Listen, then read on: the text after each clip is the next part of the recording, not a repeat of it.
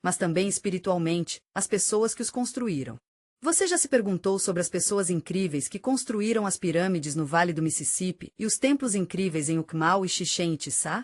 Talvez eles tenham sido conectados pelos caminhos ao longo dos quais não apenas as mercadorias, mas também as ideias e a crença no poder do sol foram transmitidas. As altas culturas da Mesoamérica são frequentemente discutidas, mas geralmente apenas sobre elas, o que é uma pena, porque as civilizações que Cortés e seus amigos de muito no século XV não aparecem do nada.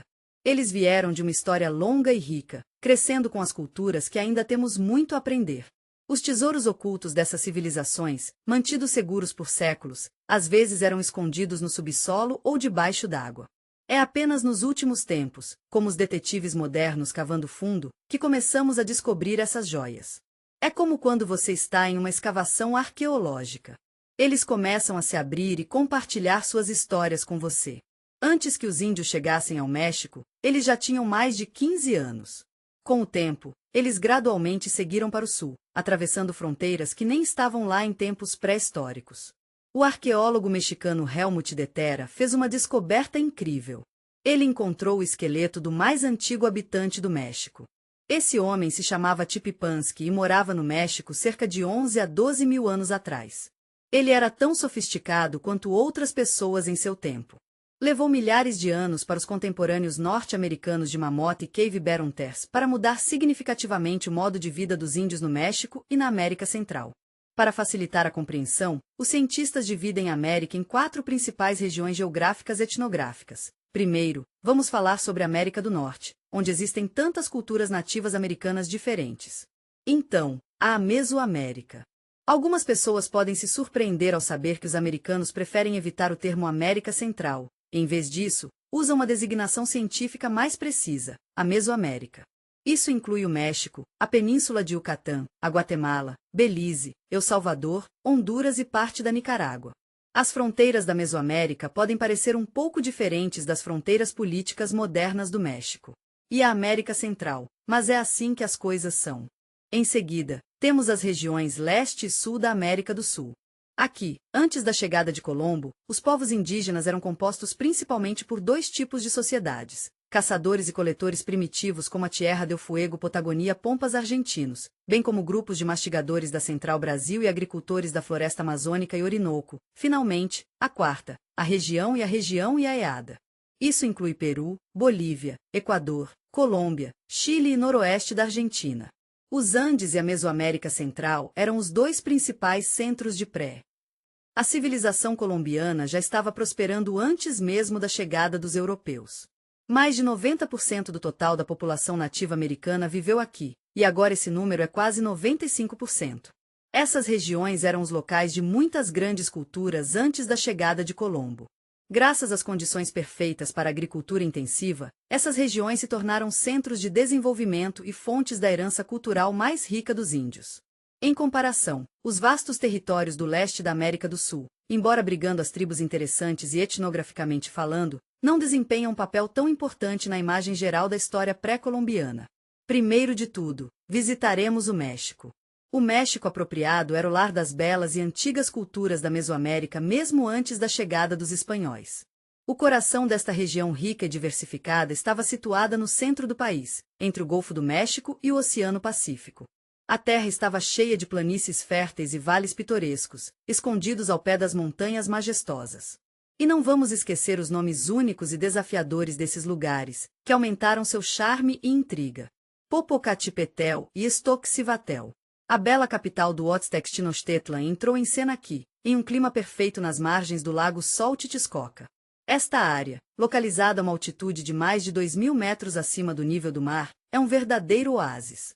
Apesar do sol tropical, o clima é suave e perfeito. Também existem lagos menores ao redor do lago Tixcoca. Xaltacan, Sumpanga, Xalca e Xexemilca são lugares bonitos para visitar. A área costumava ser chamada de Anuaca pelos habitantes locais, depois da pilha de pedra na margem do rio. Agora, é frequentemente chamado de Vale Mexicano ou Terras Altas Centrais de Mizetaral. As pessoas vivem aqui desde os tempos antigos, porque as condições aqui são realmente ótimas. Segundo o arqueólogo Helmut Deter, eles encontraram o esqueleto de um homem de Tipipan que viveu 11.000 a 12.000 anos atrás. Com o tempo, uma grande mudança começou a acontecer no México. As pessoas começaram a cultivar em vez de caçar, que foi o que aconteceu na parte sudoeste da América do Norte. O milho se tornou uma parte realmente importante dessa mudança. É interessante porque os índios mexicanos estavam cultivando milho mesmo antes de estar por perto. Em 1960, um arqueólogo chamado Richard Mack encontrou sementes de milho em Tecom com cerca de 8.000 anos. Há muito tempo, os índios começaram a cultivar milho. Este foi um passo importante em suas vidas. Eles pararam de se mover e se estabeleceram para cultivar suas colheitas. Eles também começaram a morar com animais, como cães e alguns tipos de pássaros. Eles precisavam de uma maneira de armazenar suas colheitas e começaram a tecer para fazer couros. Todas essas mudanças juntas são chamadas de Revolução Neolítica.